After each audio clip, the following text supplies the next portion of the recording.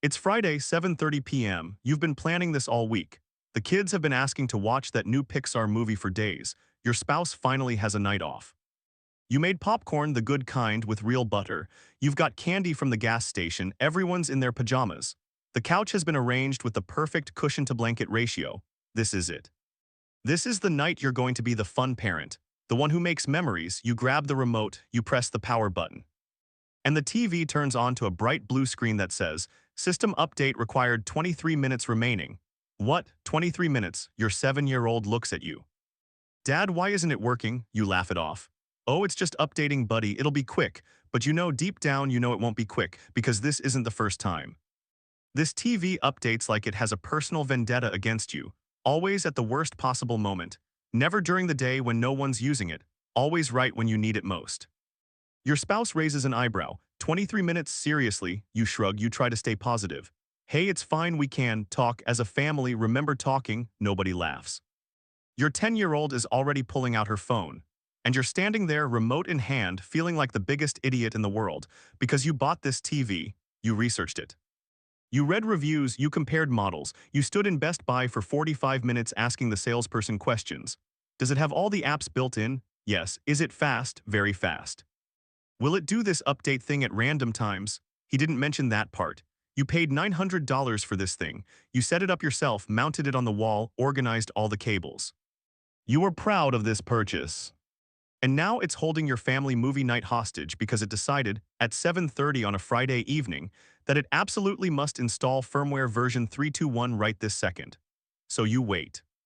5 minutes pass. The progress bar hasn't moved. It's still at 4%. Your daughter asks if she can go play Roblox instead.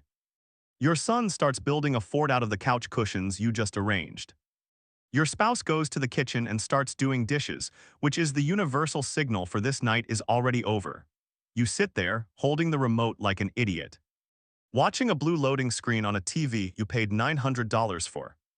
And the worst part, you can't even be mad, because this is your TV, you bought it, you set it up, you told everyone how great it was. Look, it has all the apps built in. We don't need any extra boxes, it's so easy. Yeah, easy, you pull out your phone and Google, why does my TV update during use? The first result is a Reddit thread from 4 years ago. The top comment, because TV manufacturers don't give a shit about user experience. 2,000 upvotes. The second result is a forum post titled, Can I disable automatic updates on my smart TV? The answer, technically yes. But then your apps will stop working, and the TV will nag you every single day until you give in. Great, awesome, you're stuck. 15 minutes in, the update finishes, the TV reboots. You feel a tiny spark of hope. Okay, we're back, let's do this. The TV loads to the home screen. And immediately before you can even open an app, there's a full-screen ad, some show on Amazon Prime, a guy with a gun standing in front of an explosion. Watch now, it says. There's a tiny X in the corner, you press the X, it doesn't respond. You press it again, still nothing. You mash the button 4 times and suddenly you're in the Amazon Prime app, and now it's auto-playing a trailer at full volume. Gunshots, screaming, explosions. Your son drops a cushion and stares at the screen. Your daughter looks up from her phone, annoyed. Dad, I thought we were watching the Pixar movie. We are, buddy, just hold on. You frantically hit the back button.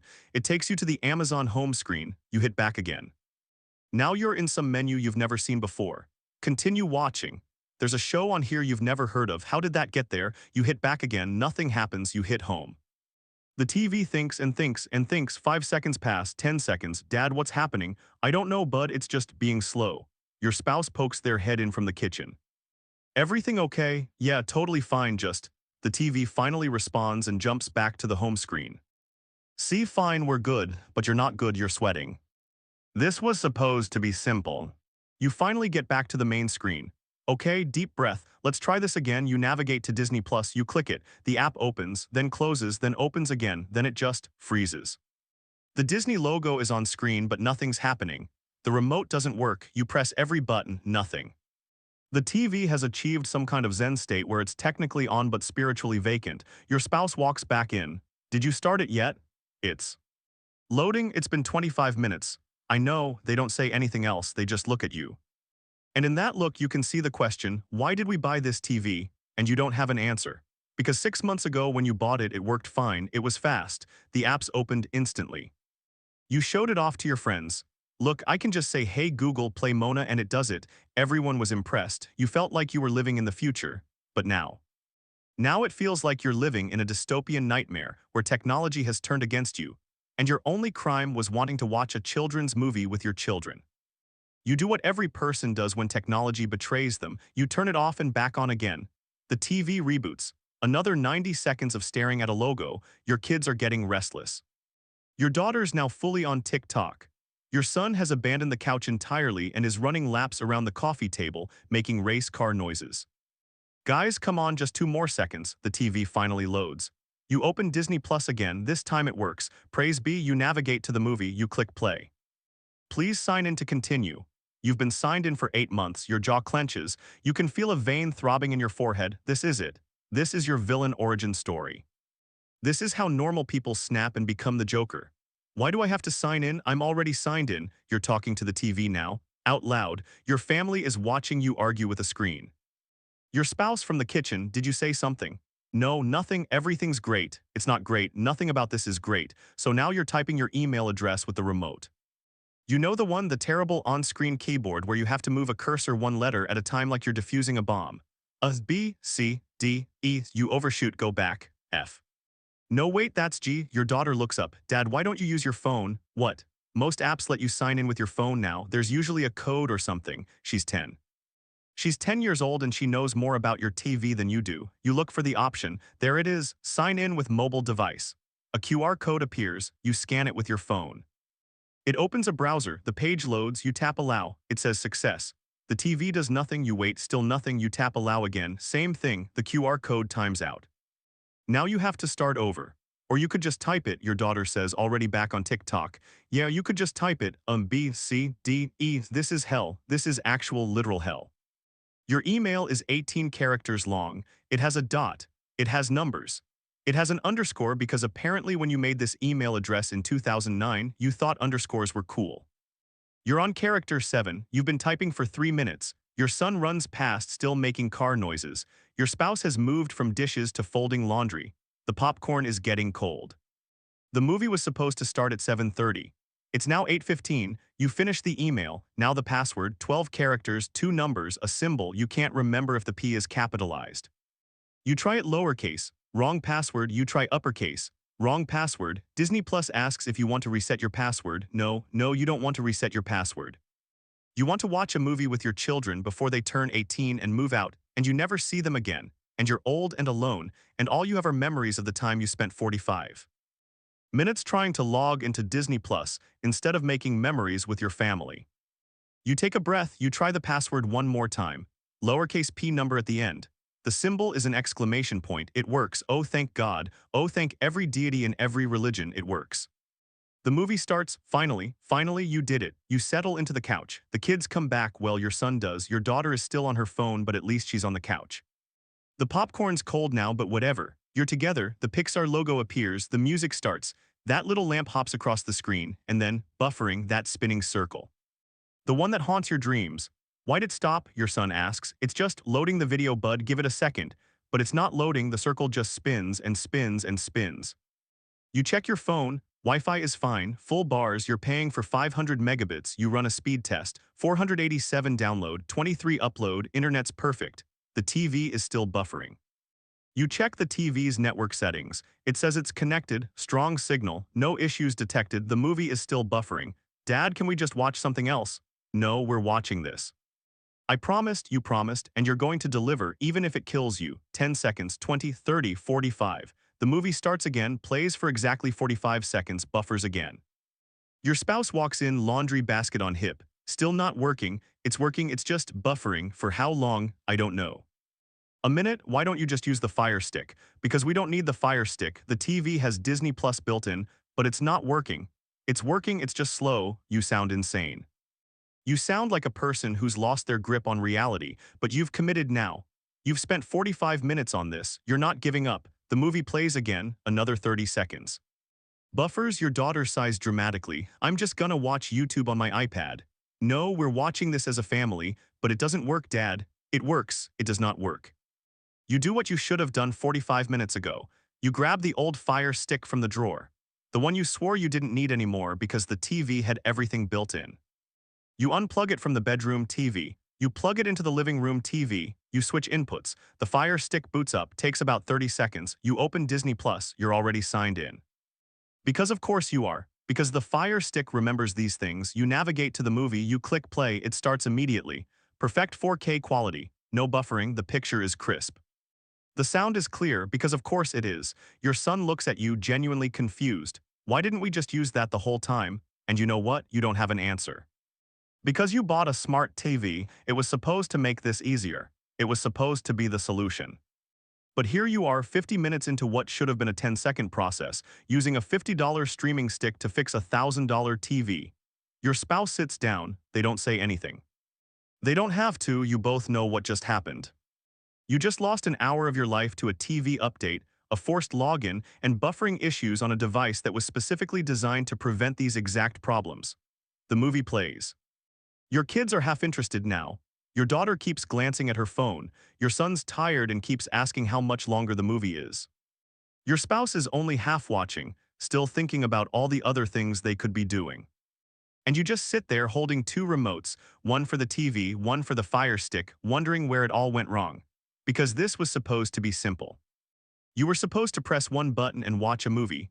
That's it. That's all you wanted. Just a normal Friday night with your family and a cartoon about feelings. But instead, you got system updates at the worst possible time, and login screens for accounts you were already logged into, and buffering on a gigabit internet connection.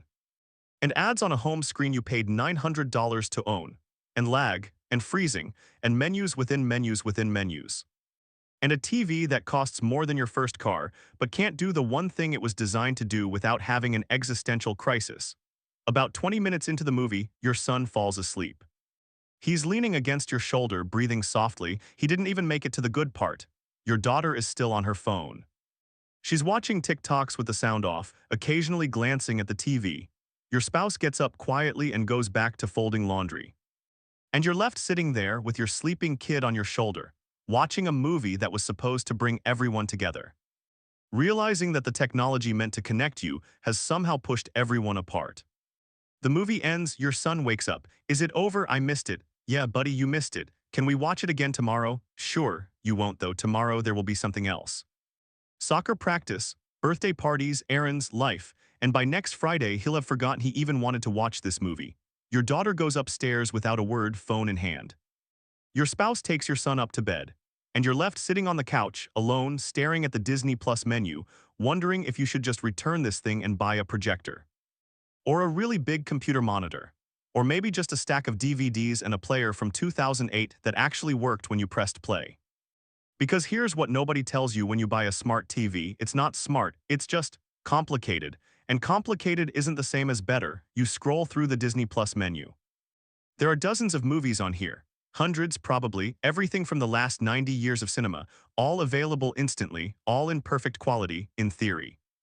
In practice, you'll spend 20 minutes fighting with the interface, another 20 logging in, and another 10 waiting for it to buffer. And by then, the moment's gone. That's what gets you. Not that the technology doesn't work, it does eventually. It's that by the time it works, nobody cares anymore, the kids have lost interest, your spouse has moved on, the popcorn's cold. The excitement's dead. You had a vision of how this night would go, everyone laughing. Kids quoting their favorite lines, the warm glow of the TV lighting up happy faces, a perfect family moment. Instead, you got a software update, a login screen, a buffering wheel, and the worst part is this isn't unique, this isn't a one-time thing, this is every time, every movie night. Every show you want to watch, every game you want to stream. The TV finds a way to make it harder than it needs to be. Last month, you tried to show your parents a YouTube video. Took 15 minutes because the TV's YouTube app crashed twice and then couldn't find your account. You ended up just showing them on your phone. 2 weeks ago, your kid wanted to watch Blue Eye before bed. The TV was doing an update. You read him a book instead. Last Friday, you tried to stream a basketball game. The app wouldn't load. You watched the highlights on your phone the next morning. The TV isn't making your life easier. It's making it harder. And you're paying a monthly internet bill, multiple streaming subscriptions, and a TV premium for the privilege. You turn off the TV. Well, you try to, you press the power button, nothing happens. You press it again, the TV goes to the home screen, you hold the button, it opens the settings menu, you navigate to power off and select it. The TV asks, "Are you sure you want to power off?" Yes. Yes, you're sure, shutting down. It thinks about it and thinks 10 seconds pass. Finally, the screen goes black, the TV is off, you sit in the dark for a moment. The popcorn bowl's still on the table, half empty, cold, kernels scattered on the couch. The candy wrappers on the floor, the cushions in disarray, evidence of a movie night that never quite happened. And you think about next Friday, whether you'll try again, whether it's worth it, because the problem isn't the TV, really. The problem is that you keep expecting it to work the way it's supposed to. You keep thinking maybe this time will be different, maybe this time it'll just turn on and play the movie and everything will be fine. But it won't be. Because smart TVs aren't designed to just work. They're designed to do a million things adequately instead of one thing perfectly. They're designed to serve you ads, to collect your data, to push updates, to integrate with ecosystems, to offer features you'll never use and create problems you didn't know you could have. They're designed for everyone and no one at the same time. And the thing is, there's a TV in your bedroom. It's 8 years old. It's not smart, just a regular panel with HDMI ports. You use it with the same Fire Stick that's currently in your living room TV. And it works perfectly every time you press power. It turns on in 2 seconds, you press the Disney Plus button. It opens in 3 seconds, you press play. The movie starts immediately. Total time 7 seconds. That TV cost $300 in 2017. Your living room smart TV cost $900 6 months ago. Which one works better? You stand up, stretch.